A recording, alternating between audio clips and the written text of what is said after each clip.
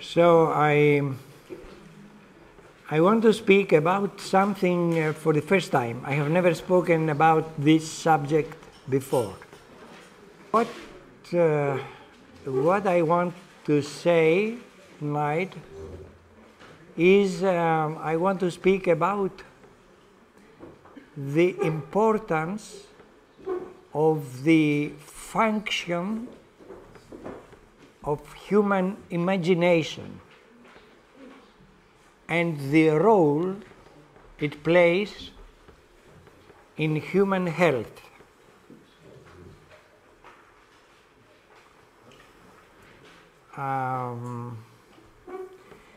It is important for you that you are dealing with health, the health of the people, to understand that the function, the faculty, the possibility of the human brain to imagine, to fantasize, is one of the most high functions of the human brain.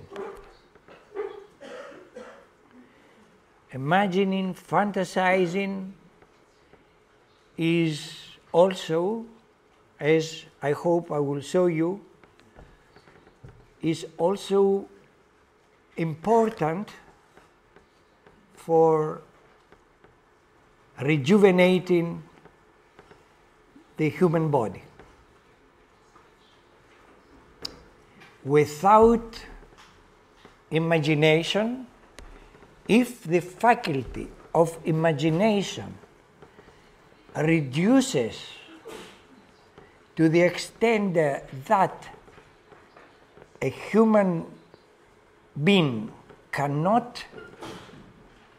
does not, loses the possibility to imagine, from that moment onwards, start a process of degeneration of the human organism. I want to give you some examples. For instance, in depression, a stage of depression is what people call indifference. I am not interested about anything.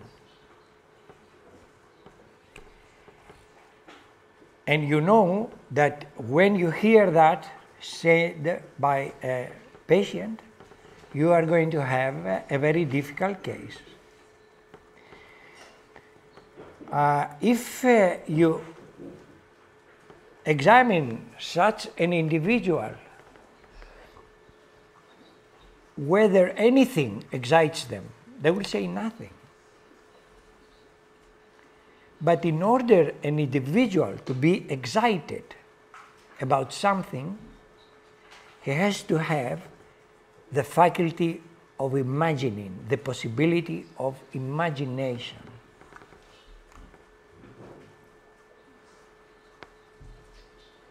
Where is life in its fullest sense, there is always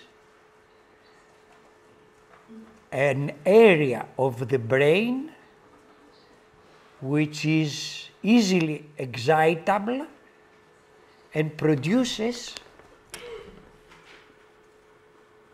pictures, ideas, and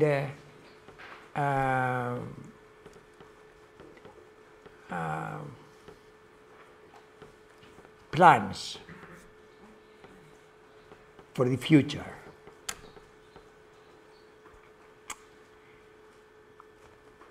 It's interesting that you remember the other day I said that each area of the brain can be excited in a positive or a negative way, right? Every area has both possibilities. The same with imagination. The area of the brain which is excited easily and produces the phenomenon of imagining can be positive or negative. So therefore, imagination is a faculty that can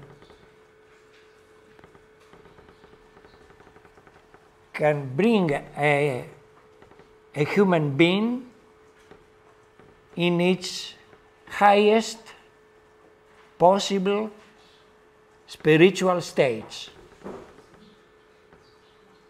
It's through imagination, through this faculty, that a human being is entering the world of ideas, which is the highest area where we can enter as humans. It's through imagination. Also, that a human being can go totally astray, away from the positive ideas, goes to the other side, and then we have the problems that we call mental problems. But I want to draw your attention, first of all, to a fact which you all know, especially those who are working with mental patients, that mental patients, usually you will see they have delusions, right? Acoustic or visual delusions. That means they are living in a world of imagination. They're living in not a real, what we call not a real world, right?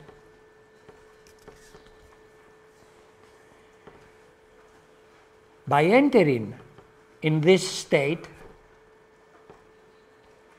what happens is that the energy that is experienced by the human who is entering in this world is unbelievable energy.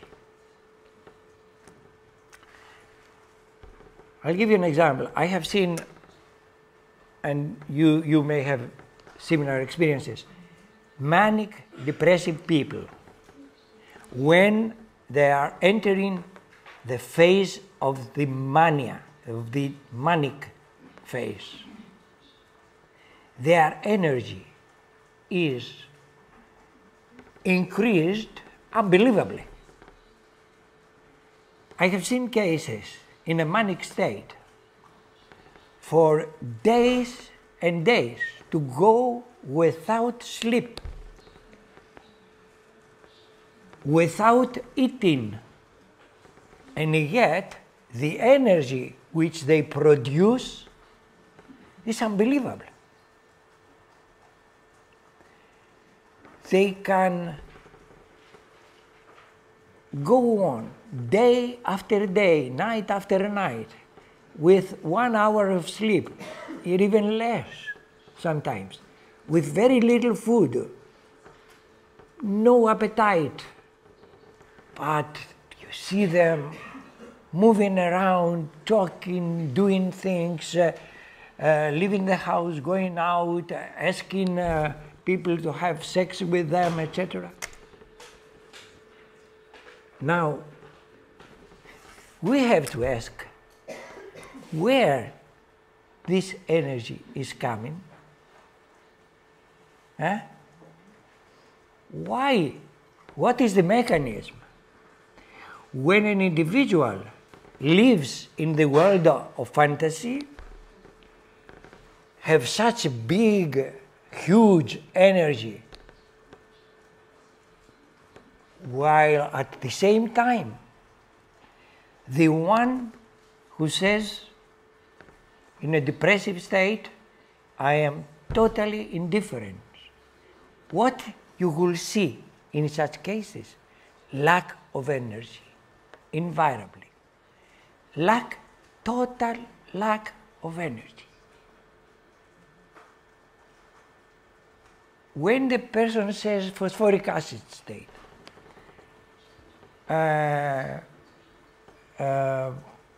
picric acid state, stannum states, when these people, carbovegetabilis state, when these people, they say, I'm exhausted and I don't care about anything, at the same time you see the tiredness, extreme tiredness in their organism. They may be going to bed, and though they are tired, they can sleep, hardly can sleep a few hours, and they become more tired, sleepless, and they never have enough sleep to recover. And this is what they feel. If I could sleep, I would recover my energy. Now, I want you now to keep this in mind. Okay. And I go to another state when you were children. And you know how children, they use their imagination in everything they are doing, right? Children live and do things through their imagination. And what do we observe with children? We observe a lot of energy. They go up and down, they play, they devise plays, they imagine things, and a lot of energy is flowing.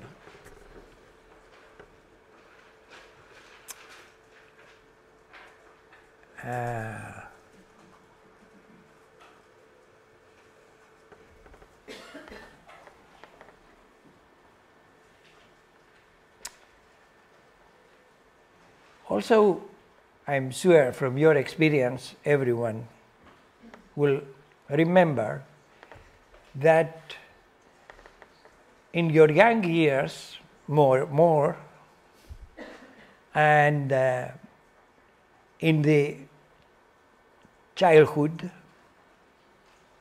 but especially later on, if you had problems to fall asleep, you would have to imagine something pleasant, and with this kind of imagination, the organism will be settled down and calm down and eventually enter the state of sleep.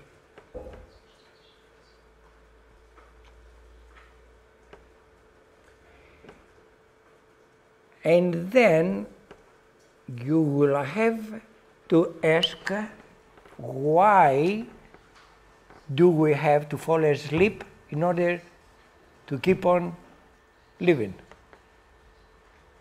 They say, according to statistics, 7 days without any sleep, if they wake up a person by force, if they wake him up for 7 days, the 8th day will die. If they don't allow him to sleep for 1 minute for 7 days, he dies. Therefore, the entering of that state is absolutely necessary for our existence, right?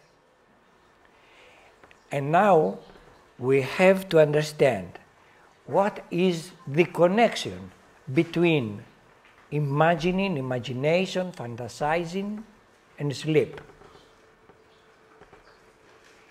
Is fantasizing, imagining, a kind of a dream state?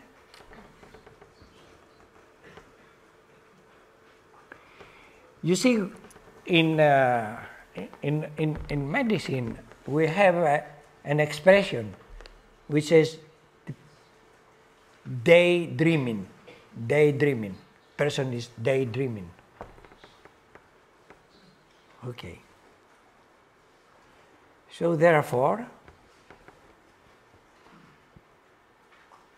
we have to connect this daydreaming, this imagination, the possibility we have to imagine things with the very existence of life.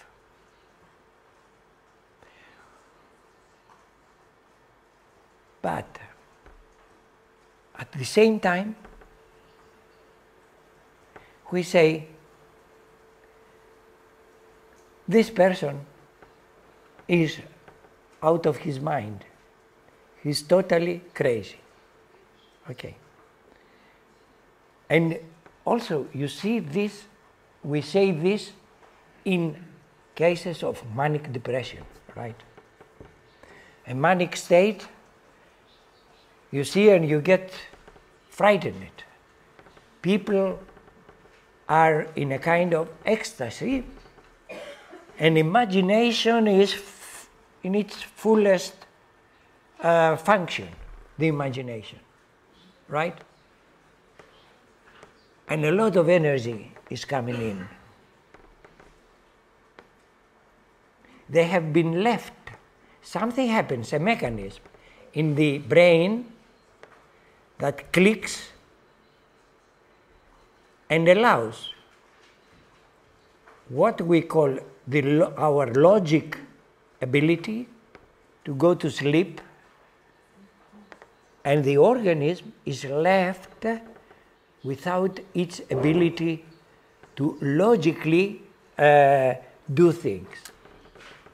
In a dream, when you enter the state in a dream state, you know that logic does not work anymore.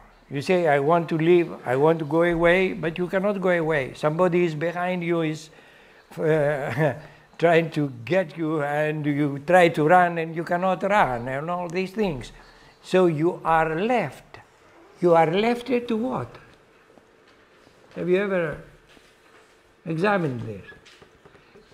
You are giving up your ego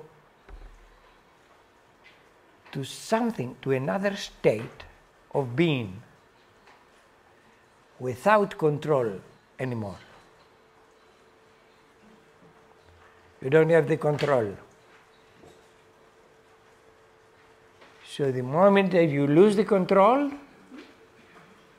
the ego, the energy is flowing. Whoop. What happened?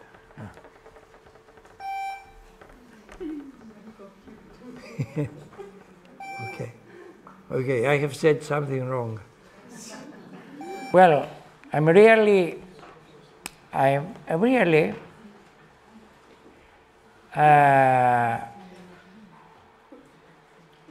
examining things maybe that are a little bit beyond, on the beyond.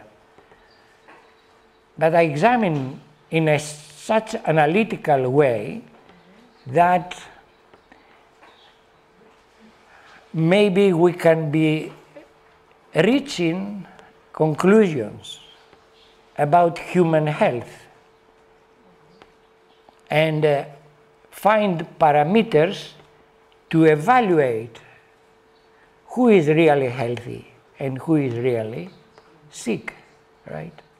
which is something very useful for us when we treat patients. Many times I have received questions from students saying, tell us, what is a natural symptom and what is a pathological symptom?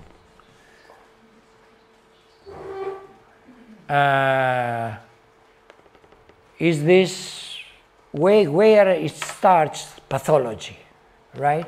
I have been asked many times, right? And I try every time to give an answer. But unless we go into really the depth of the issues to understand really what is happening, we will always know half-truths. We will know, yes, but I mean, didn't ever cross your mind the question, how the hell, why do I have to sleep? When I was young, I thought if I sleep, you see, I was full of this, what you call imagination. Unfortunately, I don't have it now, but anyhow, I was full of this, how can I imagining and life, the life, different things which happen in the mind of a child, right? Who is very happy, tomorrow I'll do this, I'll meet that girl, etc. And oh, she's beautiful, I like her, etc. You know, and maybe I should do this, that, etc. And when it was time that I had to sleep, I said, oh my God, now I'm going to lose 8 hours, 7 hours, where I will be non-existent. And I closed my eyes. When I woke up, it was 7 o'clock in the morning. Sometimes my aunt was coming, get up, you have to go to work. You know, okay. This function. Now, I want to connect the possibility of the imagination triggering a state which is between sleep and awareness. If you trigger that state, then imagining things comes, because usually children go to sleep while they are imagining different things. They are imagining. And as they imagining, they enter the sleep. And then the dreams come. The dreams, what are the dreams? Etc. Another question. Jung says is the collective consciousness, the collective subconsciousness. And different people have tried to explain what is this plane of dream and what is the connection between dreams and our lives, right? And the symbolic ways of dreams and how you explain them. But what is interesting for us as healers to know is that imagination can be triggered, and it's a good thing. How imagination can be triggered? In children, you don't need much. A child can find very easy ways to trigger his imagination. As logic becomes prominent in our life, imagination is reduced, is more reduced and more reduced and more reduced, and maybe will be totally reduced, imagination. And that's a very bad state of affairs, because no more flow of energy. The moment that you enter imagining states which are pleasant, you have flow of energy. The moment that you enter states where no imagination, the flow of energy stops.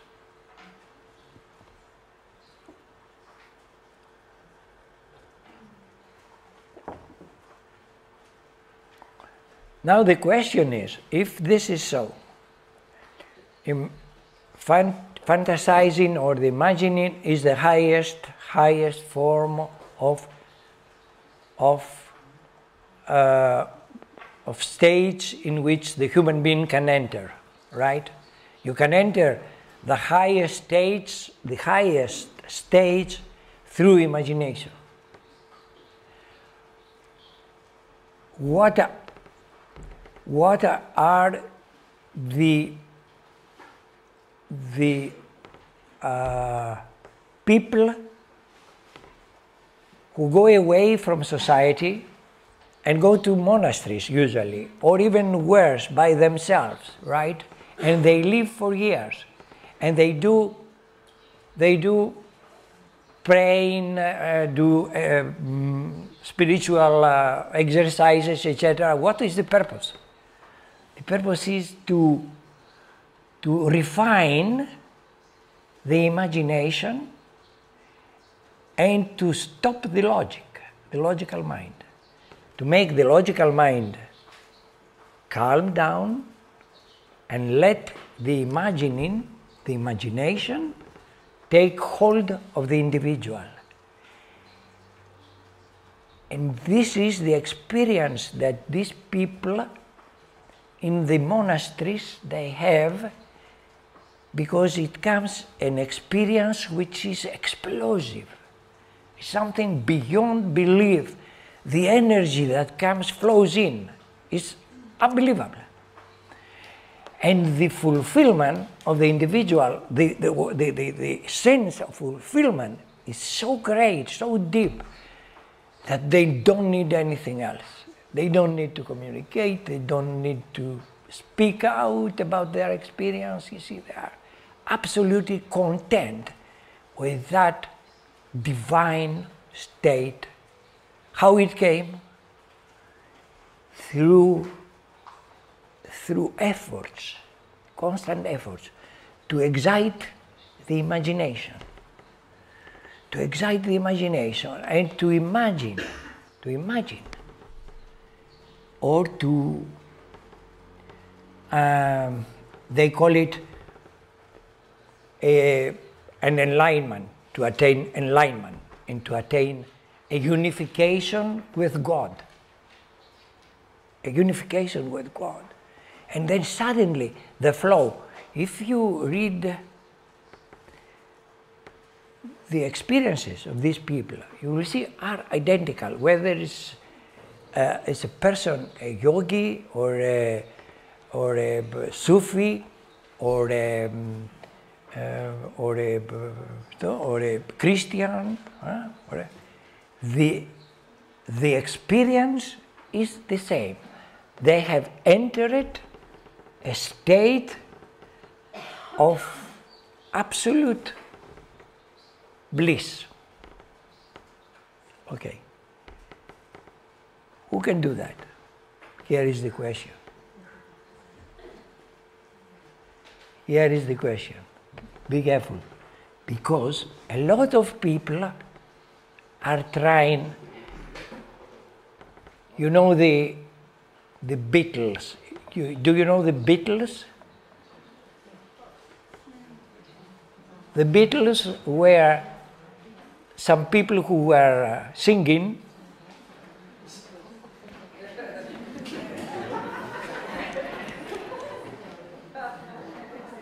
You know the Beatles, okay. Beatles were singers who due to the love they received from their audience, they were entering from moment to moment, they were entering such states in the stage while they were performing. And everybody was getting the energy from such states. And they were the first one to realize, oh, this state is similar with the yogis. So let's go to India to meet the yogis. They were the first popular people who left their countries to go to meet the yogis. What happened? Of course, they went to India, they met the yogis, but they met most probably the wrong yogis, the wrong guidance, and most probably they ended up taking some drugs, marijuana, etc., and trying to bring about a state, that state, through artificial means. Now, if you try to do this, to stimulate this area through chemical drugs, okay, what happens is all the areas are of double quality, positive, negative. You stimulate the area, and what happens? The experience, instead of being a fantastic experience, is an experience of going to hell. You see, I met a lot of people when I was in America with marijuana. They came to tell me their experience, and they were sick after that with tremendous fear of going crazy. So you have to be careful how you use and how we use all these chemicals, because we cannot stimulate areas of the brain in an unnatural way, because we are going to pay the price later on for sure. The more you stimulate the brain, and even if you get good experiences, the more you will have the after effects. So, what is what is a healthy imagination? This is what we should concern about, a healthy imagination. And who can have, and to what extent our brains can tolerate, where are the limits we can tolerate going into this area of imagining. Because many people, they've tried and they went in the wrong way. Then we have the mental problems that we see today. So a person, let us say, a person of our civilization, Western civilization, who is today really thinking or making the effort to become a better human being, usually comes in contact with such movements, right? Spiritual movements, etc., in which some directions are given, what you have to do in order to attain eternal bliss, enlightenment, etc. And what I have found out is that unless the whole organism is in a state of health as a whole, if he pushes himself hard to attain states which are not permissible because of his limitations of health, he will go astray and will develop mental symptomatology. So the imagination is our door to whatever is the highest in our understanding.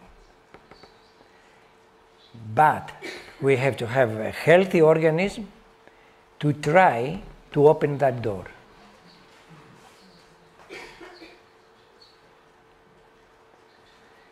That is why homeopathy, which is bringing back a kind of a balance in the organism, is so important at this moment for a society which has gone astray totally to come back to its normal, natural roots.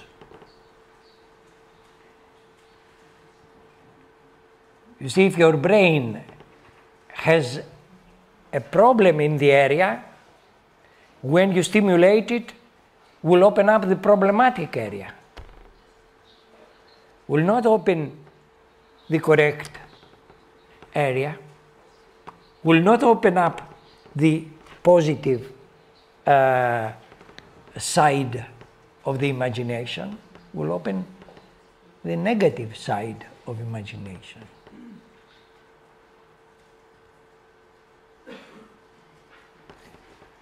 And then you are wondering what has happened.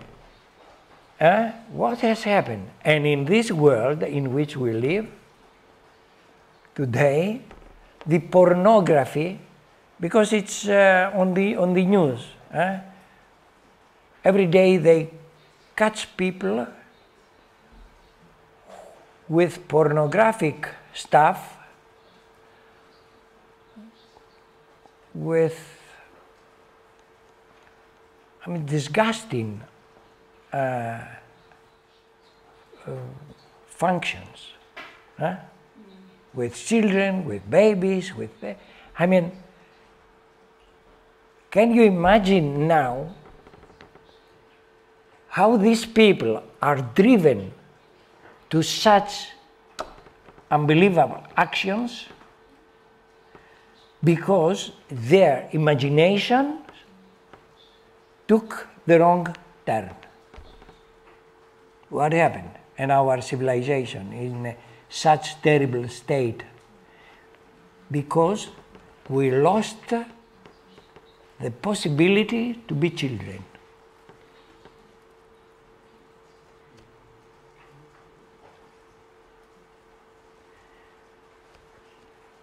So you hear Thomas, he said,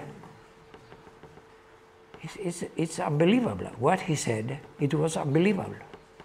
He says, I pray for the humanity, for those I love, I pray. He was very honest. Because in the child's soul, there is this element of purity. Does not yet, we consider this child as non-normal yet some functions which is experiencing from his brain are very, very healthy and are healthier than ours as grown-ups.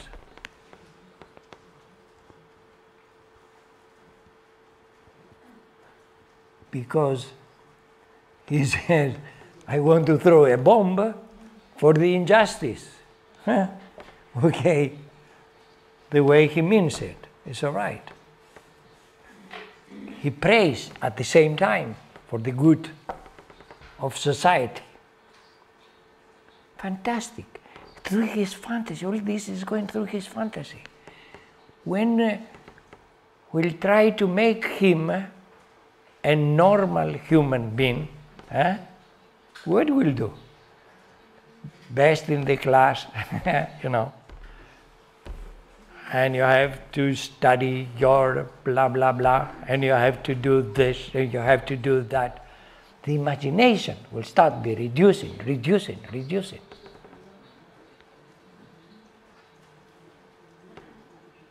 But now, I'll tell you something. I will ask you something.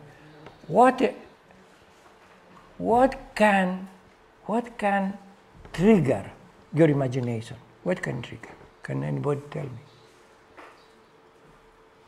When the imagination is triggered mostly, the most powerful triggering of imagination as a general population. In love, but not love. In eros, in love, you meet a person and you imagine qualities about that person which he may never have, but through your imagination you imagine it and you feel that, my God, I met the perfect man. Later on you will find out he was a scam, but it doesn't matter. By the time you fell in love, it was like a freedom. You go to bed to sleep and you imagine embracing him and her, etc. And you go very happily enter the state of, you know, the power. Now, if I'll tell you something, maybe I should not tell, but anyhow, it doesn't matter. I'll tell you. Well, I fell in love for the first time when I was 11 years old, 1 year before my mother had died. My father was dead, and was a girl opposite, you know, the street opposite. I was dying to see her passing, you know, etc. To the extent I loved my mother very much. So before falling in love, my mother had fallen ill, and I was holding her hand, and I says, can I bring you some water, you know? And I was petting her to make her good, to make her. When I was in love, my mother fell ill. And I did not notice that I did not pay attention anymore to my mother being ill, because I was busy looking through the window when the girl was passing. And my mother, who noticed all that, she said, there was a time when you were, now not anymore. You know, it was very interesting. For me, I could not understand, but I was living in a state of ecstasy, you know. Okay. That was not the last time I fell in love. Okay. Okay. Later on, okay, I had some experiences. I also had some experiences. But what I want to tell you, I want to tell you this. I want to tell you. I want to tell you this.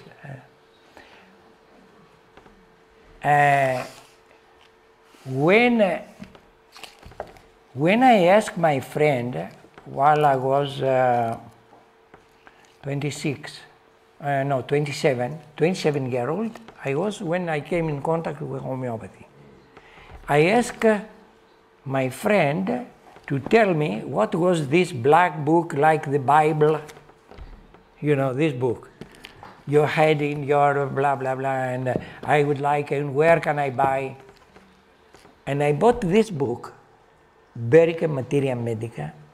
I went and bought it. I was in South Africa by that time. I felt the same way I was feeling as a child when I was in love.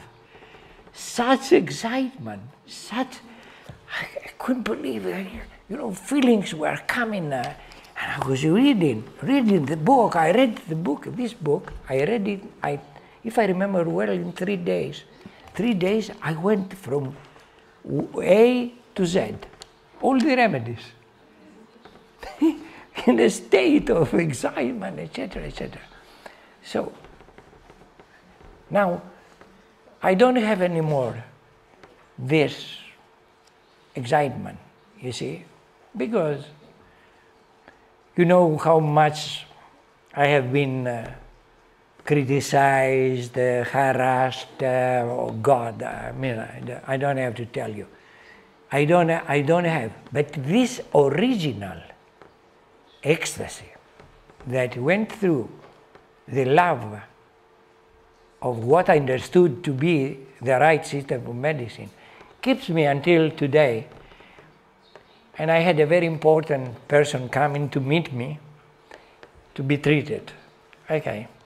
I treat important people of Greece for reasons that you understand, political influence. So he says, Mr. Vithoulkas, I am amazed. How old are you? I said, I'm 76.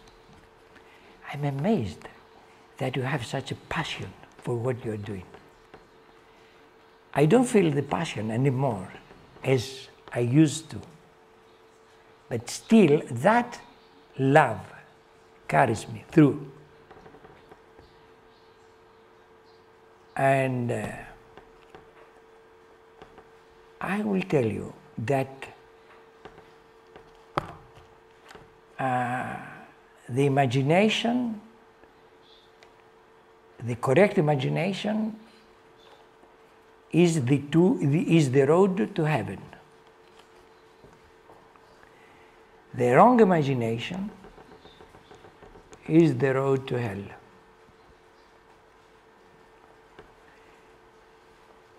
The stimulation of your best feelings and the advice that you will have to give to your patients should be continued. Somebody will come and tell you, I am in love. You'll say, perfect. You have to be careful a little bit, because when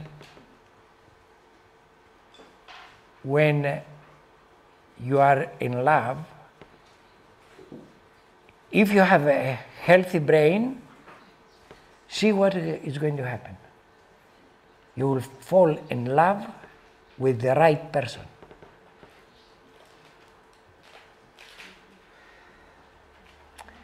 If your health is not good, you will fall in love with the wrong person.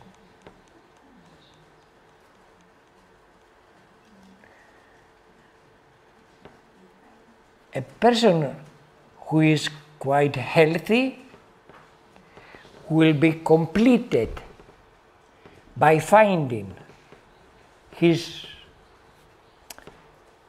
dipole. You know dipole, the word? The person who is not healthy, he will fall in love with the wrong person and is going to go through a lot of painful experiences. Again, that is why it's important to create a healthy society. But to know when we take somebody from unhealthy state, leading them to healthy states. These things are not taught in the medical schools, unfortunately. Should have primary importance in the medical schools, all these questions and all these ideas. Because now the doctor comes and says, what do you have?